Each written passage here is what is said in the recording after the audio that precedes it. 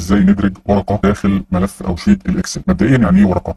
لما احنا انشانا ملف اكسل او شيت اكسل جديد، طبيعي او على الافتراضي انشا لي ورقه عشان اشتغل فيها، اللي هي اللي احنا شغالين عليها دلوقتي، اللي هي اسمها ورقه واحد. لو نزلت تحت على اليمين هنا اهو، هنا مكتوب ورقه واحد. ورقه واحد دي اللي احنا شغالين عليها، اللي فيها اسم المنتج وسعر الشراء وسعر البيع. طيب ازاي ان انا اضيف ورقه ثانيه اشتغل عليها؟ طبعا كل الورق ده هيكون داخل الشيت اللي احنا شغالين عليه. اول طريقه ان انا اجي على الزائد اللي جنب ورقه واحد، اضغط عليها ضغطه. اول لما اضغط عليها بينشئ لي ورقه تحت. طيب دي الطريقه الاولانيه ان انا اضيف ورقه. طبعا الورقه الجديده دي ممكن بقى ايه اشتغل عليها هنا الملفات، احط عليها معلومات منفصله عن الورقه الاصل. طيب ايه الطريقه الثانيه عشان اضيف ورقه؟ عندي هنا فوق في الشريط الرئيسي بروح على ادراج، وبعد ادراج عندي تحت خالص ادراج ورقه. لو ضغطت عليها دلوقتي اهو ادرج لي ورقه اخرى جنب ورقه واحد. طبعا هي المفترض بتكون رقم 2 رقم 3، هنا رقم 5 او 6 لان انا كنت ضايف اكتر من مساحه. خلاص فهو بيعتمد الترقيم اضافه الورق، مش مهم نركز في الموضوع ده. طيب نرجع لورقه واحد. في كمان طريقه ثالثه بتعتمد على الاختصار في الكيبورد او في لوحه المفاتيح. طيب ازاي؟ بضغط عندي في لوحه المفاتيح على شيفت، ما بسيبش ايدي واضغط اف 11، شيفت واضغط اف 11 اهو انشا لي